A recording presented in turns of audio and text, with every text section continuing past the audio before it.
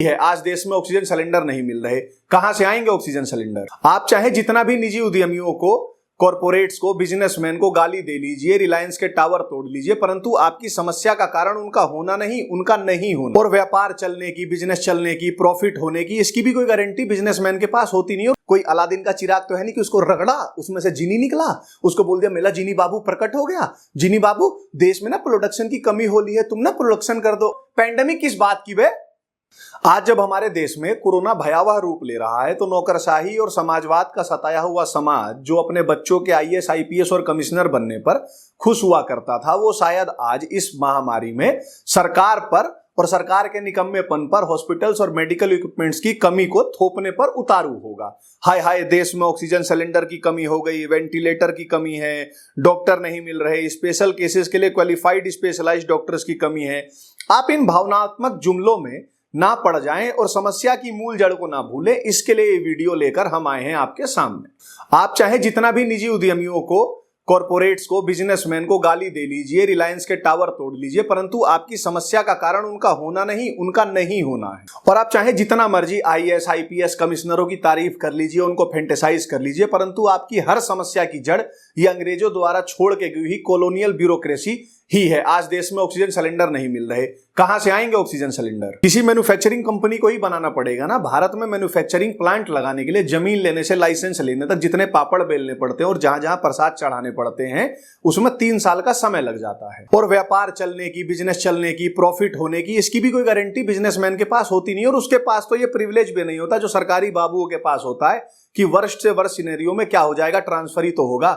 अगर व्यापार नहीं चला तो कंपनी बंद करनी पड़ जाती है, वो फैक्ट्री बंद करनी पड़ जाती है। और अगर वो चलाना चाहे तो उसमें अपने या उधार लिए हुए पैसे से सिर्फ एक एंटरप्रेन्योर को बेस्ट क्वालिटी के प्रोडक्ट्स ही नहीं बनाने होते, बल्कि जो लाइसेंस राज वाले, जो सरकारी बाबू लोग हैं, जो इंस्पेक्टर राज वाले, इनको भी खुश रखना होता है। ये सब जानने के बाद आपके मन में कोई शंका नहीं रहनी चाहिए कि कोई भी डिग्री होल्डर, कहीं से भी उसने डिग्री ली हो, या कोई भी माँ बाप अपने बच्चे को बिजनेस या नई कंपनी खोलने जैसा रिस्की काम करने के लिए नहीं जाने देना चाहते। पीढ़ियों से बात सबको पता है कि सरकार और सरकारी गुंडे हमारी मेहनत और रिस्क की कमाई को लूट खाएंगे। पर हम भी बड़े हैवी ड्राइवर निकले। हमने भी इन लूटखोर गिद्धों का विरोध करने के बजाय क्या निर्णय किया? हमने निर्णय लिया कि क्यों ना हम भी इस लूट में शामिल हो जाएं, ताकि लूट का थोड़ा बहुत हिस्सा जो है वो हमारे हिस्से में आ जाए। ब्रह्मांड के लिखे सबसे बड़े कॉन्स्टिट्यूशन के प्रियम्बल में जो सोशलिस्ट वर्ड लिखा है, उसके कारण जो आम जन है उसके बस से बाहर हो गया लाइसेंस और सरकारी एक्ट्स का बोझ उठाना। तो उससे हुआ क्या कि मैन्युफैक्चरिंग और प्रोडक्शन में कुछ ही बड़े घराने रह पाए, और वो बेचारे भी इन सरकारी बाबुओं को और इन नेताओं को जजिया देकर ही अपना काम चला रहे हैं। अब आप यूं समझिए कि हमारे देश में हर साल 16 लाख बच्चे आईआईटी की तैयारी कर रहे हैं और 16 लाख बच्चे नीट की तैयारी कर रहे हैं। हमारे देश में ग्रेजुएट हुआ हर दूसरा बच्चा किसी न किसी सरकारी परीक्षा की तैयारी कर रहा है। तो भैया, देश में मैन्युफैक्चरिंग कौन कर रहा है? फैक्ट्री कौन डाल रहा है?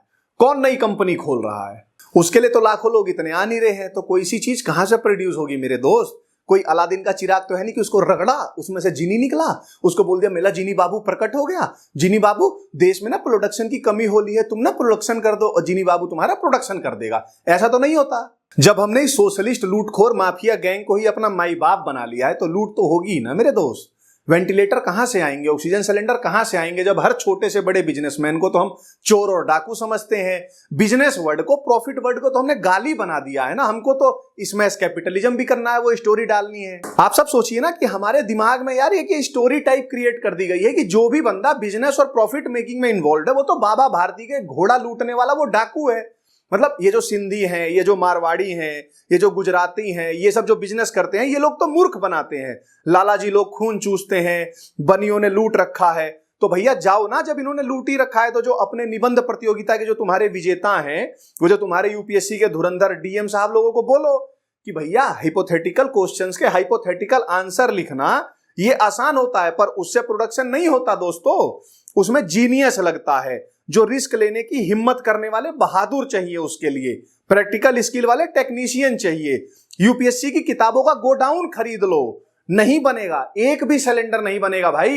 ये सब झेलने के बाद, इतनी गालियां सहने के बाद भी जब ये देश संकट के दौर से गुजर रहा है तो फ्री ऑफ कॉस्ट, अपना घाटा सहते हुए भी आप तक ऑक्सीजन सिलेंडर कौन पहुंचा रहा है? Reliance Industries per day 700 tonne, Tata Steel per day 200 से 300 tonne, Nippon Steel per day 200 tonne, Jindal 185 tonne per day, SAIL 265 tonne per day. और आपको एक रोचक बात बताऊं, ट्यूटिकोरिन नाम की एक जगह है, वहां पे एक स्टेरिलाइट कॉपर का प्लांट था, उसको इन्हीं वामपंथियों ने अपने एक्टिविज्म करके उसको बंद करवा दिया। ठीक, अब वो जो बंद प्लांट है वो कोर्ट में गए, उनकी तरफ से हरीश साल्वे ने कोर्ट में जिरह करते हुए कहा कि अगर आप उस प्लांट को खोल देते हैं तो जो ऑनगोइंग डिमांड है ऑक्सीजन की उसको हम पूरा करने में सहयोग करेंगे। और आपकी जानकारी के लिए बता दूं, वो ट्यूटिकोरिन वाला जो प्लांट है ना, जो स्टेरिलाइट प्लांट बंद करवाया था इन वामपंथियों ने, वो per day 1000 ton oxygen produce करने की क्षमता रखता है और वो प्रोड्यूस कर देगा।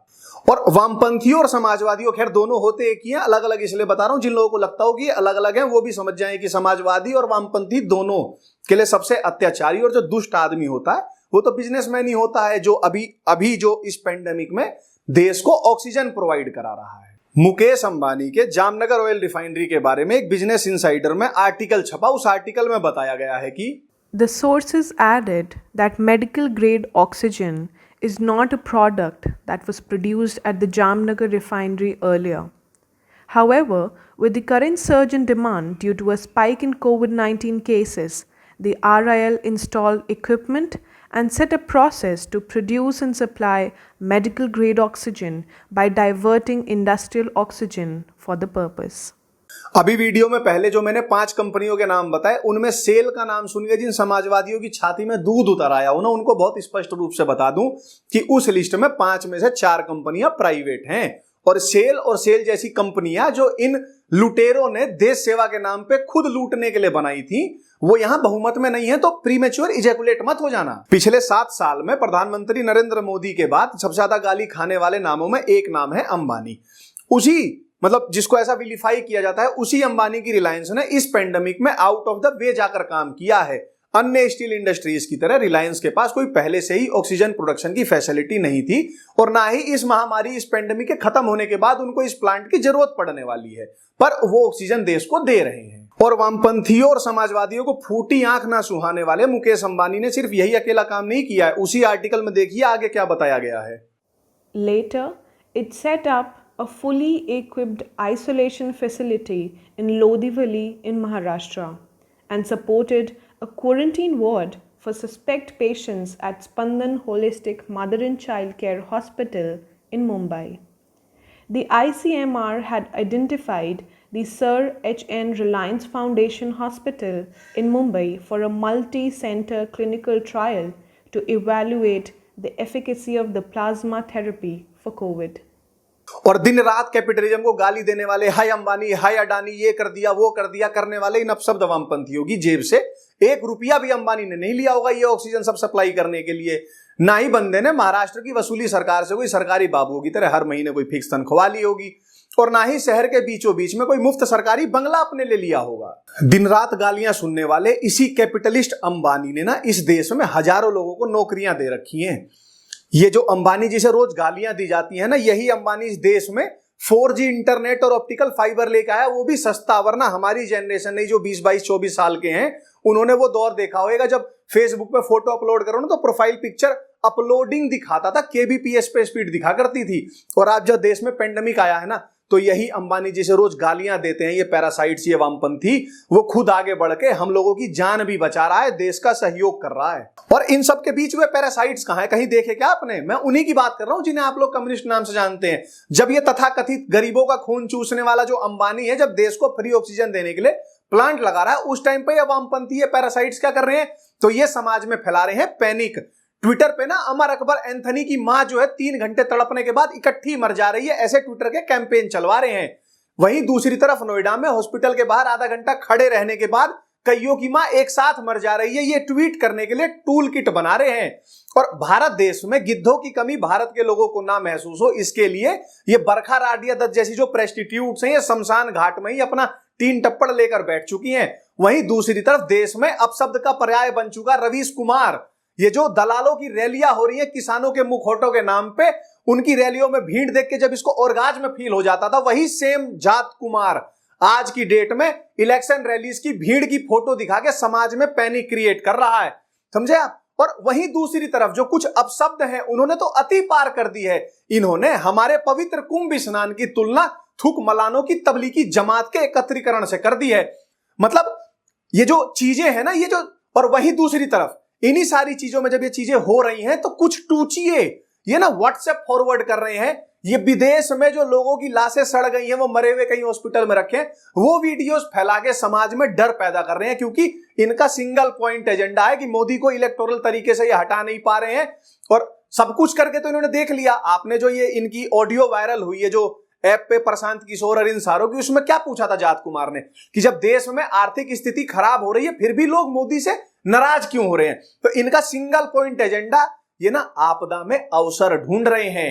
समझे आप? ये क्या चाह रहे हैं कि भाई पेंडेमिक है, इतना पैनिक क्रिएट कर दो कि लोग डरने लगे, और उसमें इनकी आपदा को अवसर बनाने में सहयोग कुछ लोग और भी दे रहे हैं, जो ना जिनके थोड़ा सा बुखार आ जा रहा है या जिनका ऑक्सीमीटर पे ऑक्सीजन 98 से 97 आ जा रहा है, वो दौड़ के ऑक्सीजन ब्लैक में खरीदने लग रहे हैं। यार इंजेक्शन होर्डिंग कर रहे हैं लोग घरों में। आप समझो आप उन वामपंथियों के लिए ना ऐसा कॉन्डम यूज हो रहे हो, क्योंकि आपदा उसमें अवसर ढूंढेगा वामपंथी, पैनिक क्रिएट होगा। अब भैया जिसको दवाई नहीं चाहिए, अभी नहीं चाहिए, 10 दिन बाद चाहिए होगी, अगर वो आज ही लेके रख लेगा तो जिसको आज अर्जेंट में चाहिए वो तो मर जाएगा ना उस दवाई की कमी से भैया। और कई लोग इसमें फिर आ जाएंगे कि ये कैसी भक्तों जैसी बात कर रहा है, हॉस्पिटल और इंजेक्शन कम कैसे पड़ जा रहे हैं।